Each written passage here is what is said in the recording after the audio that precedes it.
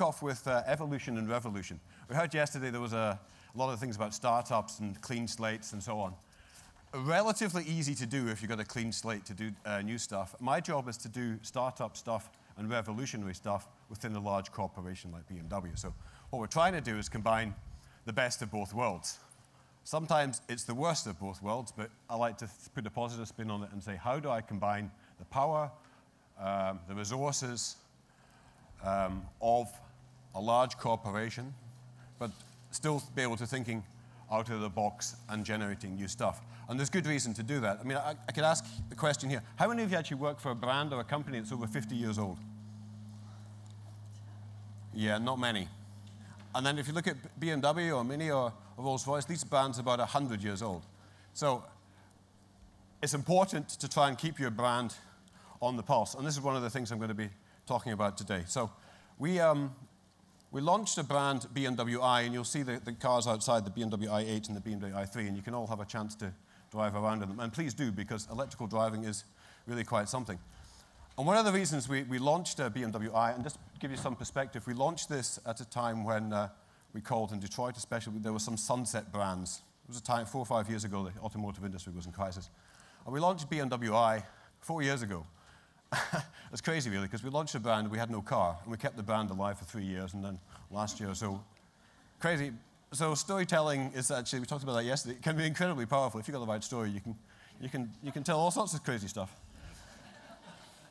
But why did we do this? BMW, as you know, this is my solar plex. This is the BMW Planet, and quite a number of years ago, we launched another brand called BMW M, and BMW M was, if you like, the planet that added a bit more dynamism to the mother planet, BMW, and BMW M is very strong, does a very good job. It does what I say, Autobahn mobility very well. So it gets you from A to B very fast on a German Autobahn.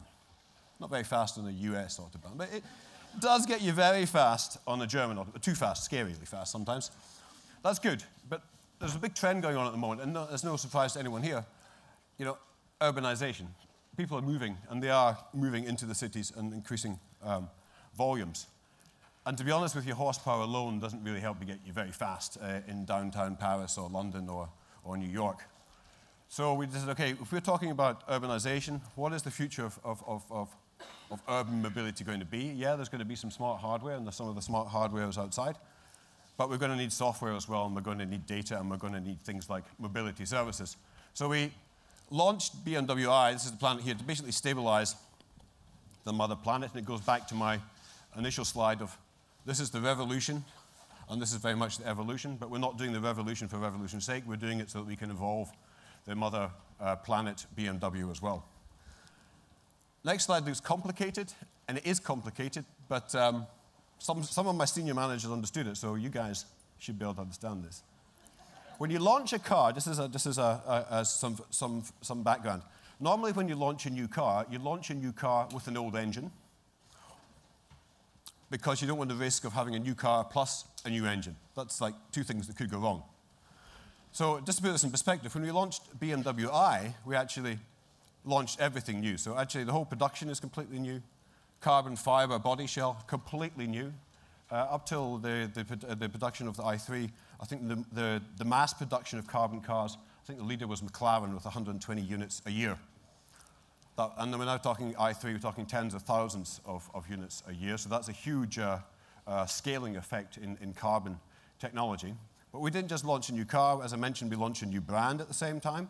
We also launched a whole bundle of charging services for that car. And we even changed, in the US it's slightly different, but in the rest of the world, we even changed the whole retail model. So normally in the car industry, you're a wholesale business. You produce your car and you sell it off into the national sales companies, and national sales companies then sell that on to the dealerships, and then eventually you guys go out and buy a car. This time in many countries this world, we're actually doing direct sales. So actually you're buying the car directly from BMW. You're actually compressing the value chain somewhat. Mobility services. Now this is my home down here. Mobility services. What am I talking about? First of all, I want to ask the basic question. Who can tell me what city this is? Can anyone tell me what city this is? Talking about urban mobility, so this is an urban environment. Can anyone tell me what the city is? No, it's actually Munich, but Munich is not a real city. I'll give you an idea of why it's not a real city. It is a real city, but I call it Disneyland because actually everything works in Munich. And it can give you the wrong sense perception.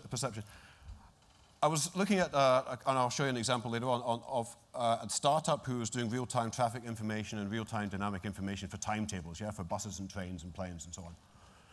And my German colleague said, "What are you talking about? We have timetables." Yeah, and I said to them, "Yeah, but Munich is about the only city I know where the timetables actually mean anything." So Munich is slightly different. So I've made this slightly easier now for you now. This one, come on. You got to tell this one. Yeah, San Francisco, that's an easy one. I just put it there to make you feel clever. One of the things I've learned, don't make the audience feel stupid. That doesn't work, so make them feel clever. Good guys. You see a lot of logos and so on coming up here. One of the big things that's happened in cities is the cities generate a huge amount of data. And people like Ed Lee and Bloomberg formerly in New York, what they've done, and London is doing the same thing, they've opened up this data to the development community and do whatever they want. Yeah? Which is great, because actually normal authorities are not very good at being too innovative, and BMW is innovative but can't do everything itself. So what they've done is they've opened up the data for the city, and then people can program their apps and so on to do great things.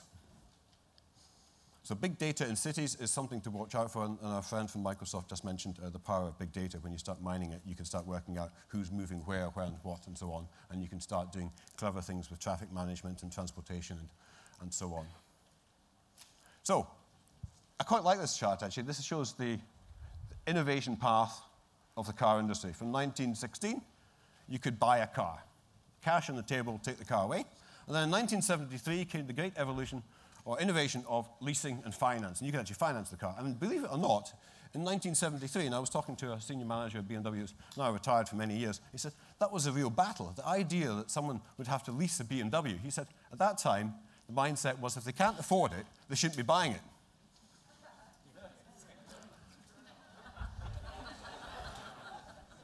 That was the mindset back in 1973. And 2014, we're now moving into the pay-per-use scenario. So music industry, everything else, entertainment, and so on. And cars are going the same kind of way. What I want to stress here is always a plus, plus, plus. It's like media. You never think, video killed the radio star. Radio's still there. It's always an add-on. And you're going to see the same thing happening with cars. So we're getting into the car-sharing business. So you'll see this car sharing. It's not yet in the US, but it will come to the US. Let's give you some facts and figures. Got 1 minute, very quickly. 330,000 Germans are running around various cities in Germany at the moment with car sharing. Think of Zipcar, but better than Zipcar. It's free floating, so basically there's no station based. You can pick up a car, drop off a car anywhere, drive it and pay per minute. That's cool. It's very cool, especially when you link it with parking. And parking is a very interesting industry. Hasn't really changed for 100 years, but you're going to see a lot of smarts coming into parking. Parking has been actually quite stupid for a number of years, but parking is very much like the hotel industry. It's about booking a limited amount of resource and utilizing that space. And if you start adding the smarts that many of you will know from the retail or